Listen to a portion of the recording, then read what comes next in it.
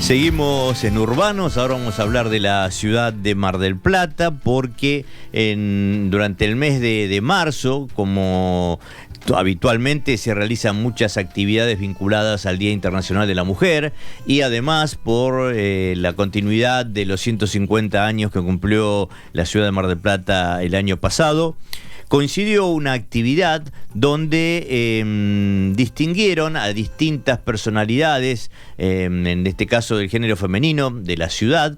Y hoy vamos a dialogar con una de ellas, que es Marta Lamas, que es escritora, historiadora y esencialmente amiga nuestra desde hace muchos años. Así que vamos a darle la bienvenida en la tarde de Urbanos. ¿Qué tal, Marta? Gustavo Schweizer te saluda.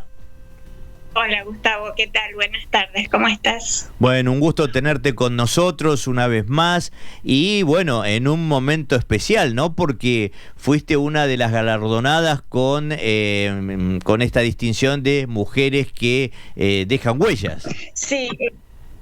Vos sabés que es un proyecto que se inició el año pasado, que fue el año que Mar del Plata cumplió los 150 años, y se decidió homenajear, hacer una nómina de 150 mujeres que por algún motivo quedaron en la historia de Mar del Plata, pero de distintos rubros, de distintas profesiones, e inclusive no necesariamente que estén en actividad o que estén vivas todavía, ¿no es cierto? Es decir, como hacer una historia de mujeres que hicieron algo por la ciudad de Mar del Plata y que dejaron huella.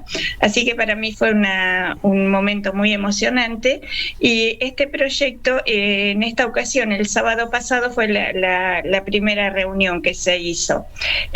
Nos llamaron más o menos a 31 mujeres que, bueno, algunas por distintos motivos no estaban, y de las que ya no están fue algún familiar, pero bueno, fue realmente muy muy emocionante, porque ya te digo, había de la cultura, de la ciencia, salud pública, sí, de deportes, sí, de historiadoras, como en mi caso, es decir, distintos rubros que hicieron que nos destacaran a mujeres en esa oportunidad. Es una demostración más de la riqueza que tiene Mar del Plata en todos los andariveles, ¿no? Sí, sí, sí.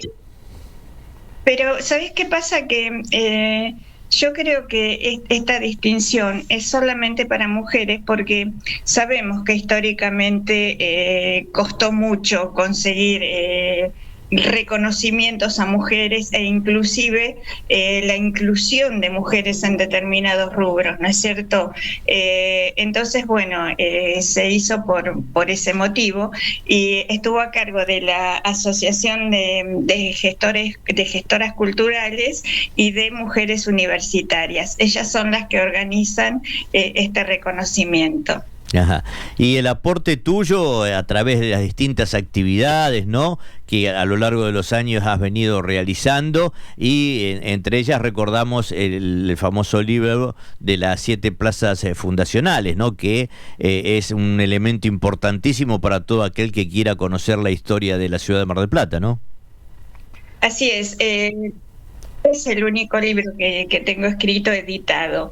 Estoy preparando otro, ya no con el tema de las plazas, pero sí con la historia de Mar del Plata.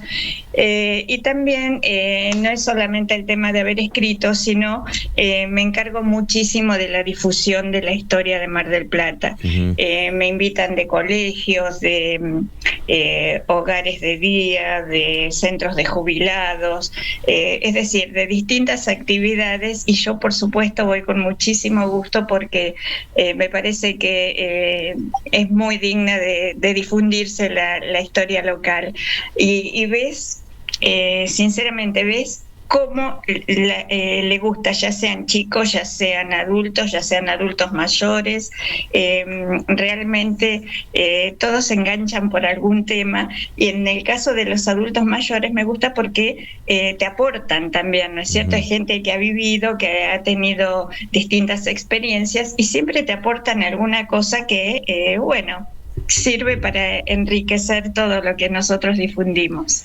Y la historia tiene mucho que ver con la identidad también de la ciudad, ¿no? Aporta muchísimo a construir identidad. Exactamente. La de la identidad marplatense. Ocurre que Mar del Plata surgió, como sabemos, a través de una comunidad que se instaló a orillas del arroyo de las Chacras con el saladero, pero que el verdadero impulso se lo dio la llegada del ferrocarril. Eso transformó todo lo que se tenía pensado, que Mar del Plata iba a ser un puerto para exportación de productos agrícolas, ganaderos o manufacturas, lo que fuera necesario.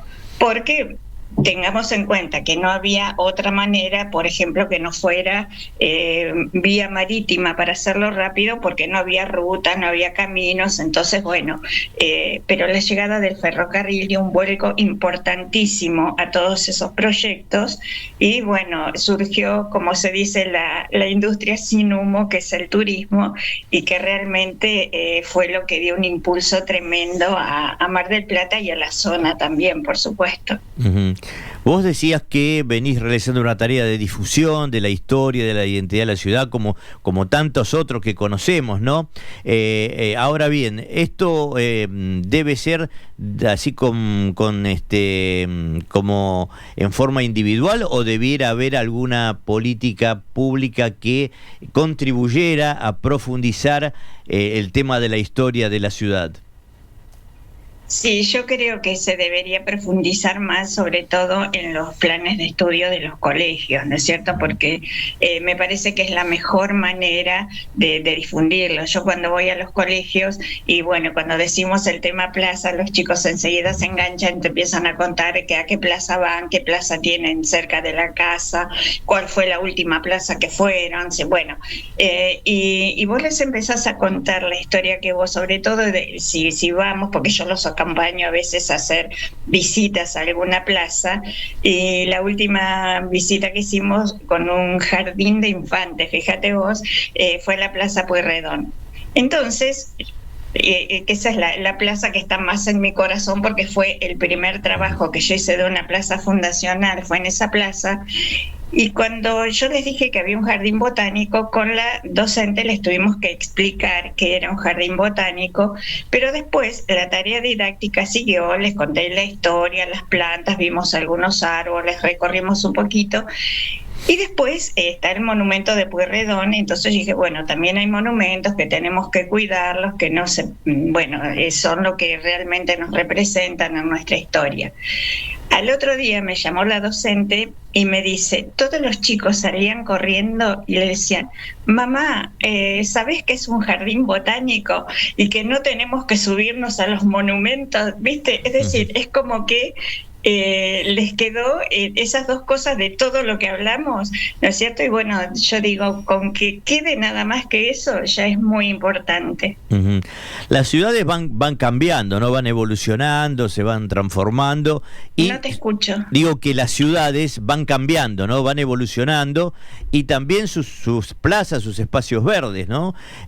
A veces pareciera que en línea correcta, a veces no. ¿Cómo ves esta polémica que se ha generado en cuanto a la utilización de espacios públicos y verdes para otros fines que no sea el esparcimiento en sí mismo? Mira, las plazas, sobre todo las plazas fundacionales, son patrimonio.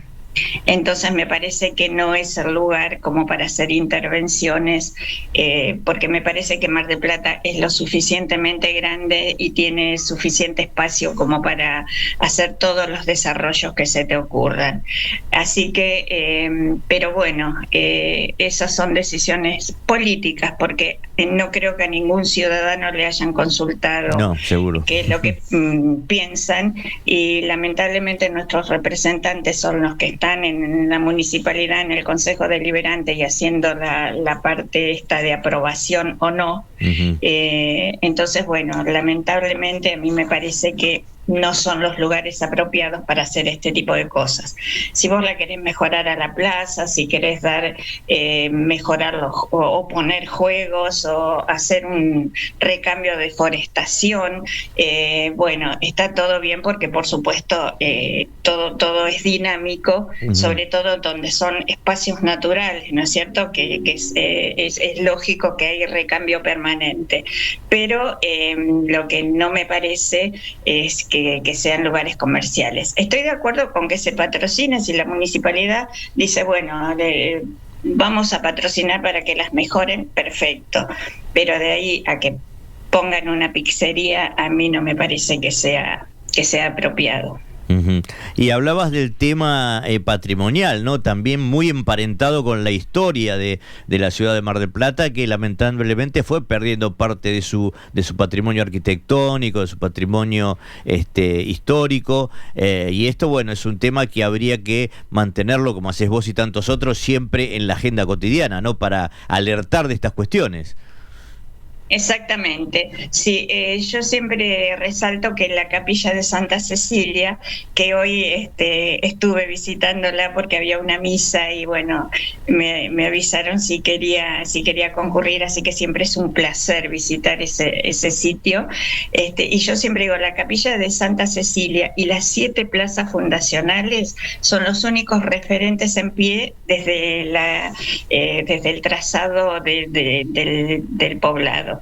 Son los únicos que nos queda. Después todo lo demás fue posterior, pero creo que estamos descuidando la parte histórica importante, ¿no es cierto? Es decir, sabemos del boom de la construcción, sabemos que desde la década del 60 en adelante todo dio un giro y bueno, los grandes los edificios y la avenida Colón y toda la construcción, pero me parece que hemos descuidado todo y me parece que tenemos que salvaguardar lo poco que nos queda.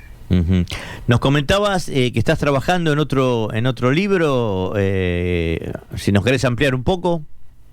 Sí, estoy trabajando en otro libro como homenaje también a los 150 años de Mar del Plata, pero me remito a la Mar del Plata más primitiva, uh-huh, a las primeros años, cómo fue surgiendo todo, que, a ver, es de la misma manera que yo empecé a escribir sobre las plazas, porque yo trabajaba en la biblioteca del Archivo Histórico en Villa Mitre y me costaba mucho trabajo formar la historia de alguna plaza cuando me la iban a preguntar.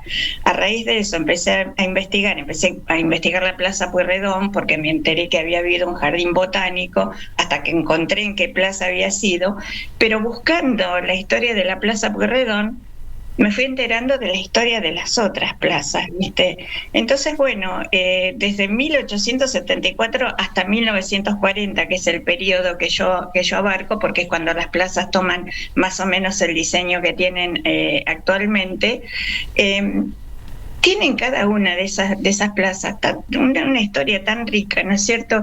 Y es como que, bueno, yo compilé toda esa historia, la publiqué, la di a conocer y bueno, pero no sabes la cantidad de gente que, al igual que yo cuando estaba investigando, me enteré de la maravillosa historia, y te hablo de las 7 plazas fundacionales nada más, ¿no? Después hay una parte en el libro que yo abarco del paseo, lo que fue el Paseo General Paz, uh-huh, y los parques costeros, ¿no?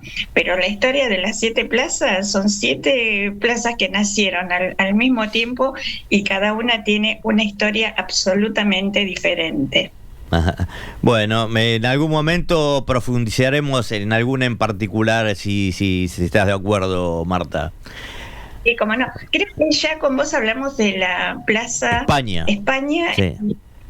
No sé si Plaza Peralta Ramos o Plaza Mitre, no recuerdo qué otra. Creo que Mitre me parece. Pero que bueno, hablamos, cuando quieras profundizamos en la historia, porque te digo que las 7 plazas tienen historia. Así es. Y bueno, y queríamos aprovechar para felicitarte porque nada más merecido que este reconocimiento de mujeres que dejan huellas, porque realmente es así. Sí, y yo agradezco conocimiento y también valoro muchísimo la tarea de tantas mujeres y que lamentablemente de muchas de ellas no nos ha quedado registro precisamente porque, no era habitual que se les diera un lugar, ¿no es cierto? No es un reclamo, no es una... Era una realidad de ese momento. Es una cuestión absolutamente cierta. Mira, te cuento una sola anécdota. Buscando información, bueno, por eso yo me enteré me enteré y me empapé de toda la historia del Mar del Plata, porque no podés irte a un solo tema, ¿viste? Siempre te vas enganchando con todos los demás. Y yo no recuerdo si fue en la década del 20, revisando en un diario sería seguramente, que viste que Mar del Plata tiene el golf desde hace muchos años, sí. Fue uno de los primeros deportes que se empezaron a practicar, y entonces detallaban en un informe del diario acerca de un torneo muy importante de golf que había habido. Entonces, bueno, en el torneo el masculino, primero el señor fulano, el segundo, del primero al 10º puesto, todos detallados, nombre, apellido, y cómo habían jugado. Y en el torneo femenino, la ganadora fue la esposa del doctor fulano de tal. Ni siquiera la nombran, ¿viste? Y bueno, pero por suerte los tiempos cambiaron, ¿no, Marta? Así que... Hoy no pasaría. No pasaría, seguramente. Bueno, Marta Lamas... Yo ese ejemplo te doy como para que veamos cómo quedó rezagada toda una parte de nuestra historia. Este año en Villa Mitre hicieron, la Asociación Amigos todos los años, los martes de enero y febrero, hace un ciclo histórico. Sí. Y este año fue la evolución de la vestimenta.